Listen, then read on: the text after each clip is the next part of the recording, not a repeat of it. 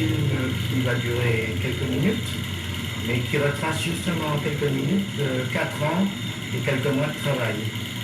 Alors pour nous, pour moi, mais surtout pour tous nous tous, c'est très intéressant parce que on voit tous les moments forts, toutes les choses émouvantes, on voit les personnalités, on voit tous ceux qui nous ont aidés, qui ont participé. Et pour moi, c'est un souvenir formidable. Je pense qu'on pourra garder ça longtemps et puis le montrer beaucoup plus tard à nos enfants, à nos petits-enfants et à ceux qui voudront le voir, si ça les intéresse. Oui.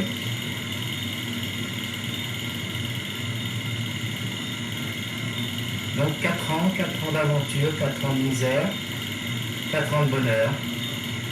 Et voilà, maintenant encore plus, puisque on arrive à un résultat plus qu'encourageant. Ouais, j'ai bon espoir. Je pense que dans cette région-ci où il y avait peu de choses, ça sera un atout touristique. Au début, vous voyez, les outils, une machette, un marteau pour couper. Petit à petit, de ma foi, on s'est amélioré en matériel. On a acheté, on nous a donné. Mais c'est incroyable, il reste beaucoup de voies comme ça. Beaucoup, mais partout, il y a beaucoup de voies enterrées. Hein.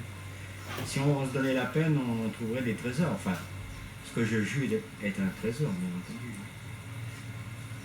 Alors des fois, le samedi, nous avions une équipe renforcée.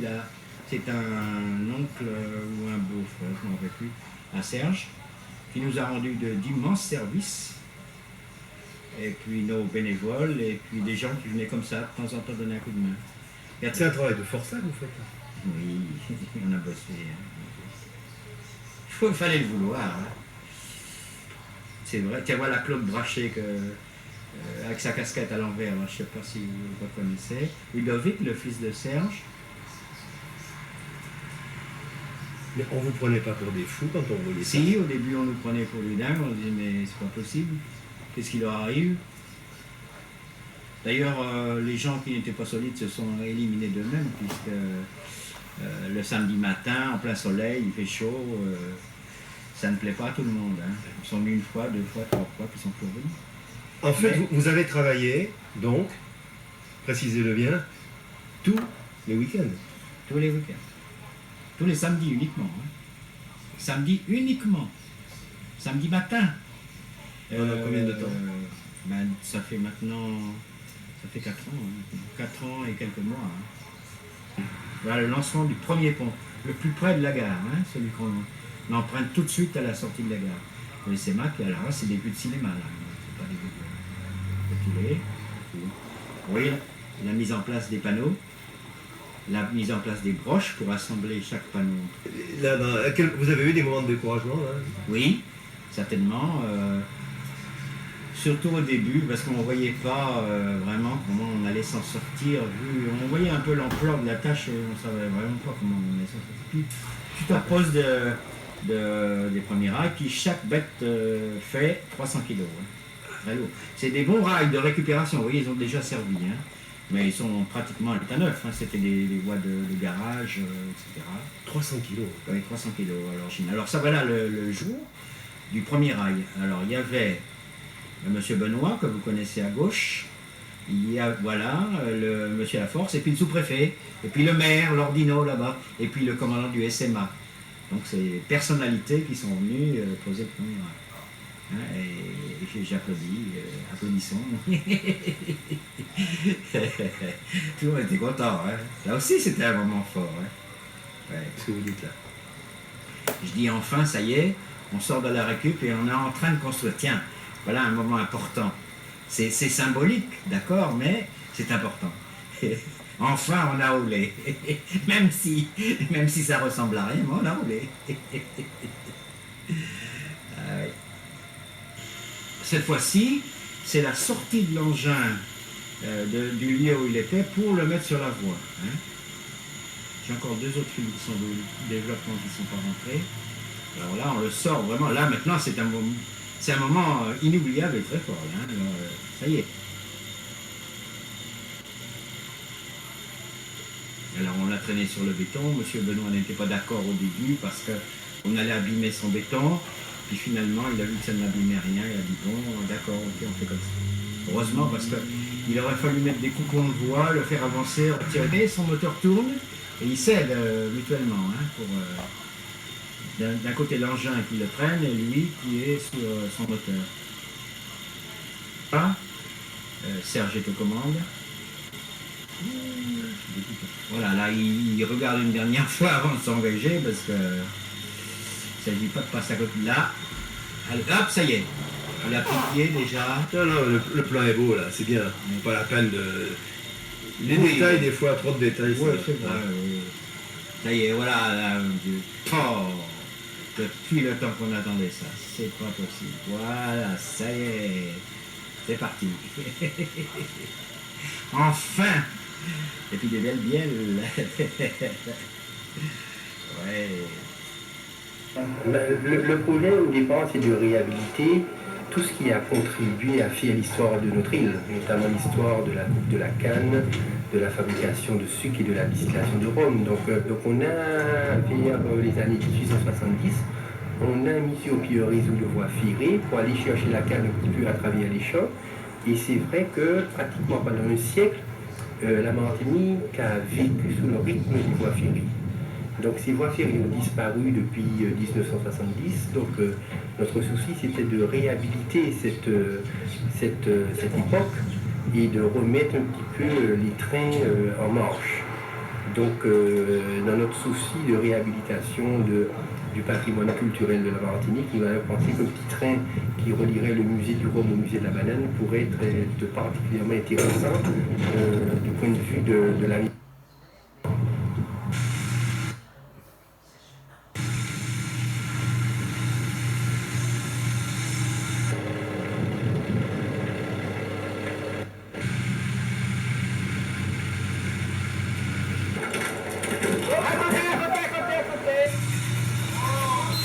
Le projet était complètement fou au départ, hein, parce que c'est vrai qu'au travers des champs de canne, des champs de bananes, avec un certain nombre de ponts, parce qu'on traverse des rivières, réhabiliter ça comme ça n'était pas simple, surtout pour une entreprise privée.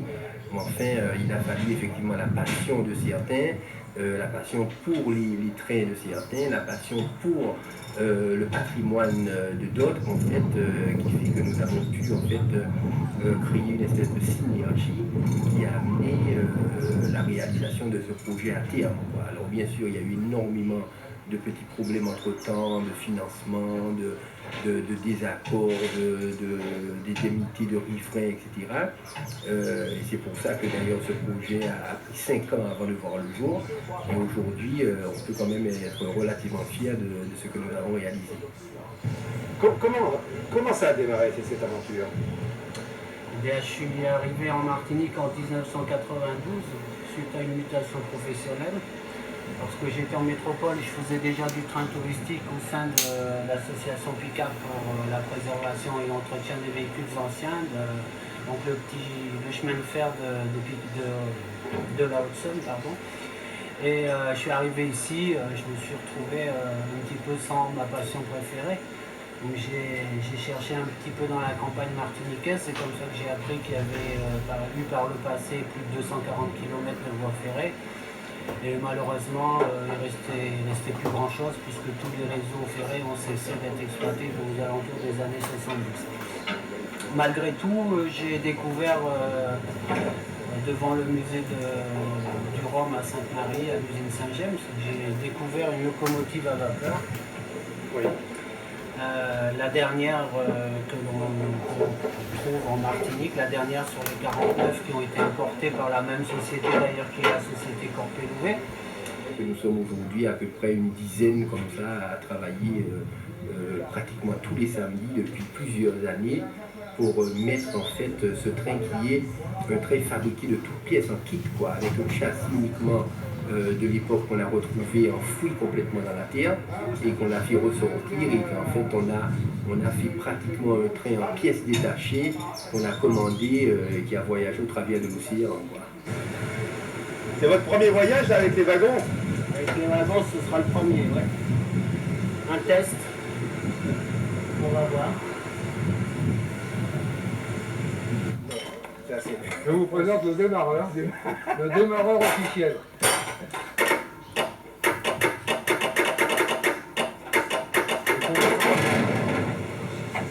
Attends, les gaz sont coupés. Vas-y.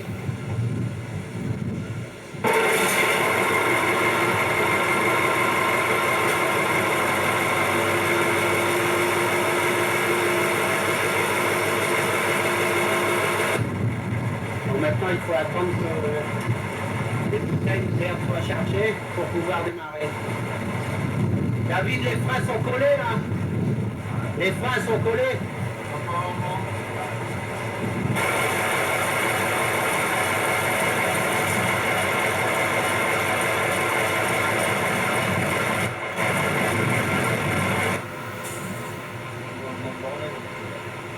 On va essayer de me brancher le tuyau rouge. Rouge, là, sur le wagon. Coupez-le, coupez-le. Arrêtez-le. Enlève. Le rouge.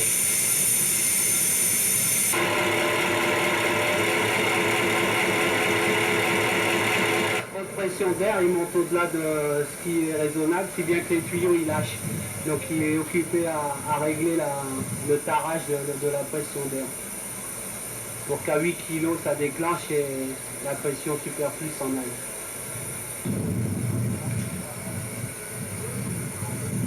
Vous êtes content du résultat, là, ça marche bien? Ah oui, on est très content. On est très content. Mais on a fait ce qu'il fallait pour être satisfait. Ça fait combien de temps que vous travaillez là? Oh, ça fait 15 mois. 15 mois, hein. 15 mois, mais ça fait, en fait, disons, j'ai pas pris dès le début. Il y en a qui l'ont pris dès le début, moi j'ai pas pris le début, j'ai pris au moment où on a monté, où il fallait monter la carcasse, enfin la cabine, toute la partie mécanique, boîte, pont, moteur, toute la préparation pour le montage, pour le faire fonctionner, quoi. Vous n'avez aucune connaissance dans ce domaine-là? Disons, j'ai pas de connaissances sur le train proprement dit, mais j'ai des connaissances, la mécanique, quoi. Je connais la mécanique, je me débrouille, quoi. Je suis pas trop bête. Tous les gens qui ici, c'est la passion. Alors, certains travaillaient dans le cinéma et ont fait un certain nombre d'émissions sur les trains, d'autres travaillent à la SNCF, d'autres travaillent à la RATP, d'autres étaient des passionnés des rails au niveau de l'île, du nord de la France. Et donc, tous ces passionnés-là, ce sont des retraités, en fait, qui ont travaillé à un moment ou à un autre dans les réseaux, quoi. Et donc, ils se sont retrouvés ici, un petit peu par nostalgie, ils se sont revenus et ils ont pris le pari de remettre un train sur rail. Moi j'aimais ça depuis toujours, mais je ne pensais pas pouvoir un jour être dans une vraie association, surtout ici, parce qu'ici il n'y avait plus rien. Hein. Il n'y avait plus rien du tout. Mais ça y est, on roule maintenant. Ah, j'en suis bien content. Hein. Et qu'est-ce que vous faisiez? Et on a bossé comme des dingues pendant plusieurs années pour arriver à ce résultat. Et ma foi, c'est bien. C'est bien parce que pendant un moment, on était un petit peu découragé. On ne voyait pas vraiment le bout du tunnel, comme on dit. On voyait même pas le bout du rail. Non. Mais avec la foi, la ténacité du président et le mordant quand même des bénévoles, ben ça y est. Maintenant, on peut dire qu'on est sur les rails. Ils étaient pas loin. Hein. Non, il y en a encore. Sous la terre? Ah oui, il y en a beaucoup. Hein. On en voit encore là-bas. Oui. Parce que les rails apparents ont été démontés et vendus pour faire des poteaux de clôture. Ça le plus au point de m'énerver quand je vois ça. Il y en a partout. Parce que c'est pas la position normale d'un rail. Et puis, les autres, les appareils de voie, tout ça sont restés enterrés. volonté peut mener à tout. Et là, c'est vrai que j'ai eu raison d'y croire dès le départ. C'est vrai que j'en ai douté. Il y a une certaine période de doute quand même sur la réalisation même du projet par rapport à la mauvaise, disons, volonté de certains. Mais c'est vrai que très vite, je me suis rendu compte qu'on pouvait y arriver. Attends, hein. Ne verse pas sur moi, hein. Non, mais tu vois, tu n'es pas dans la direction du monde. Tu vois, c'est pas ça.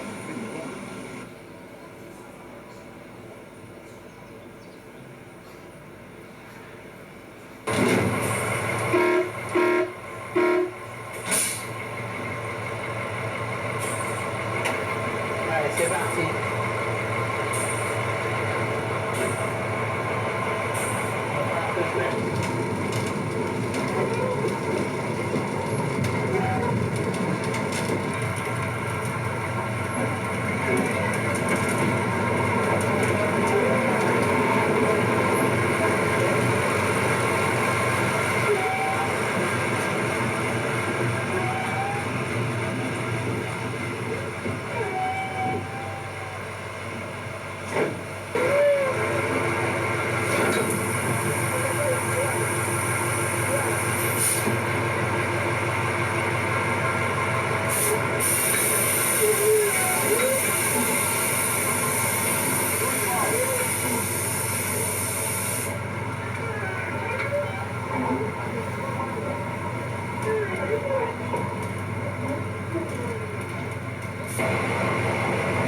C'est des manœuvres qu'il faut toujours faire doucement. En refoulant sur une aiguille, c'est quelque chose.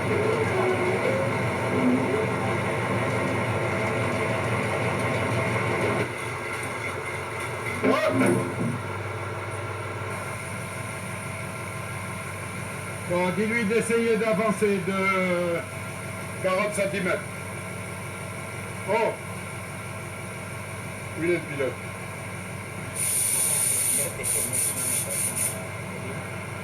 « 40 cm par là, tout doucement. Allez! Allez!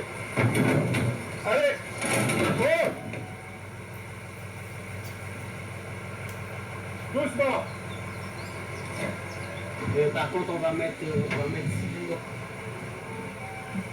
Oh! Il n'est pas là. Non, pardon. Doucement!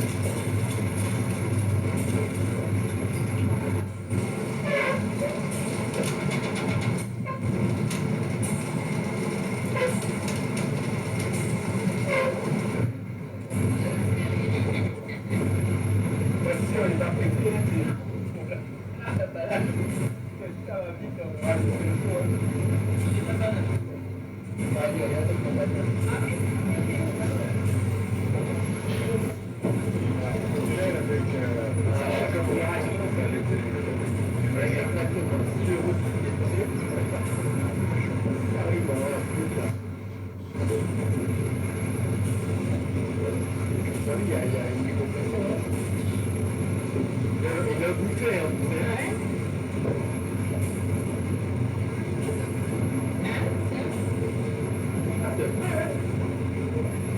Oui, mais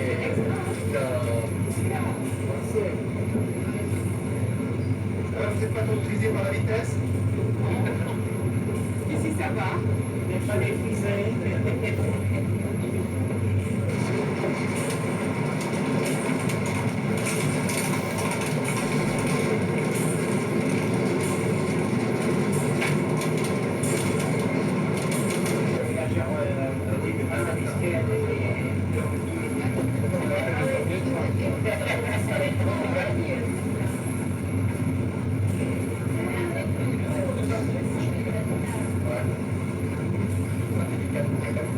Ouais.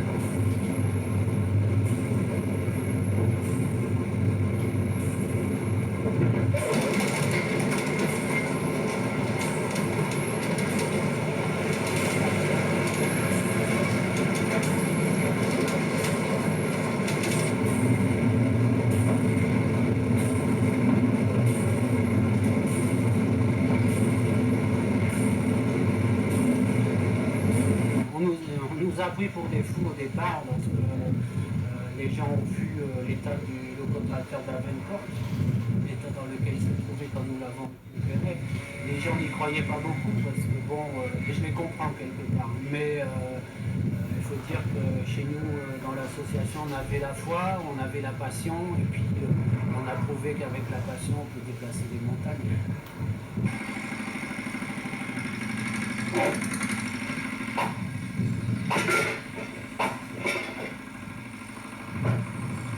Je suis retraité du réseau ferré de la RATP.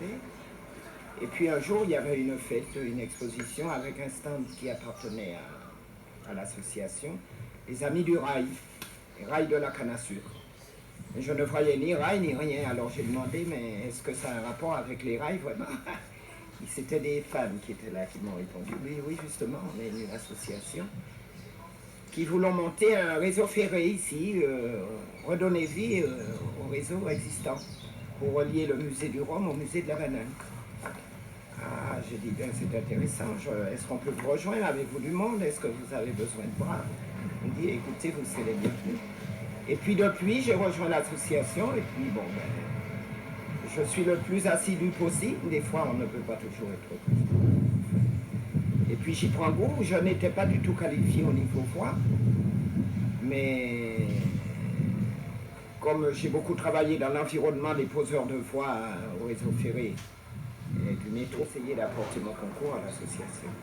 Et puis comme on dit, en mangeant l'appétit vient. Alors au fur et à mesure que je progressais dans le temps, je m'améliorais. Comment vas-tu?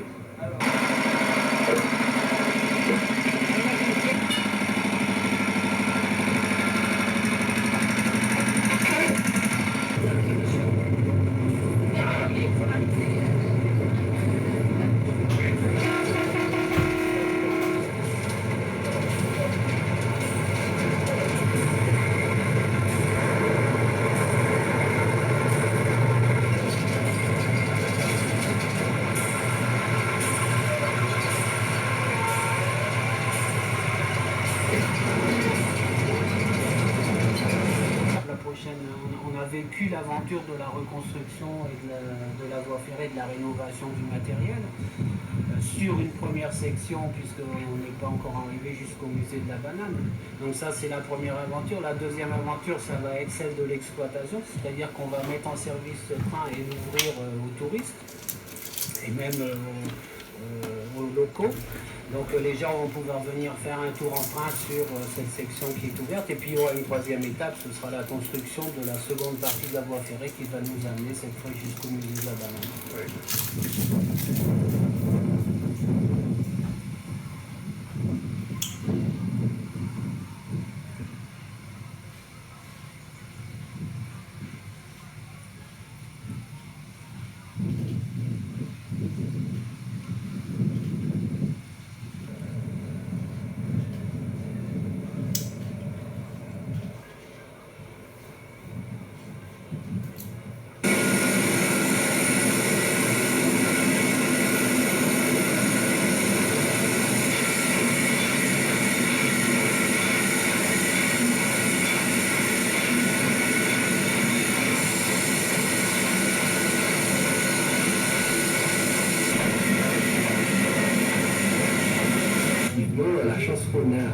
C'est que l'usine aujourd'hui, c'est une machine à voyager à travers le temps, parce qu'elle fonctionne exactement comme il y a un siècle et demi.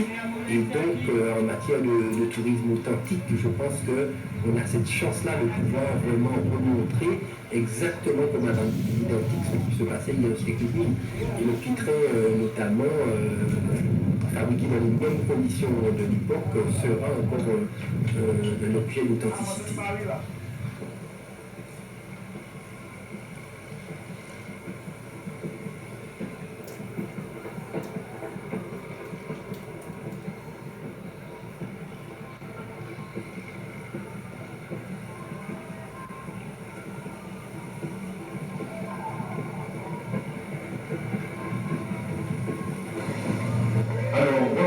Quelques instants en nous interrogeant. Est-ce que Marie-T, certains ont un âge certain, et il voit parfois des forces décliner. Mais disons-lui merci. Et portons en nous cette force que nous allons vers la vie. Tu crois en moi, mon Seigneur, il vivra. Alors Seigneur, merci pour tout ce que tu nous donnes en cette journée de rappel historique.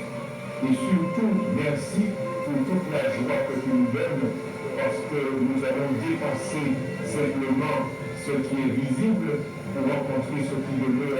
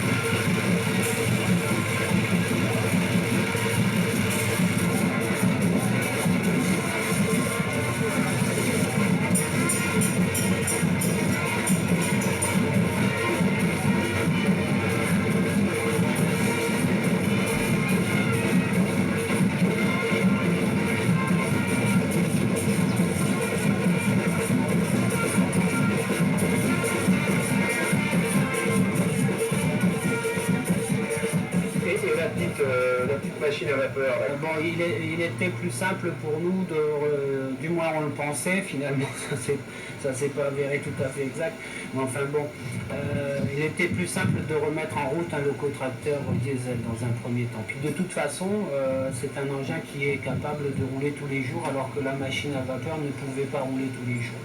Donc il y a un choix qui a été fait, remise en état d'abord du locotracteur. Donc dans un second temps, au niveau de la rénovation des véhicules, ce sera le tour de la machine à vapeur.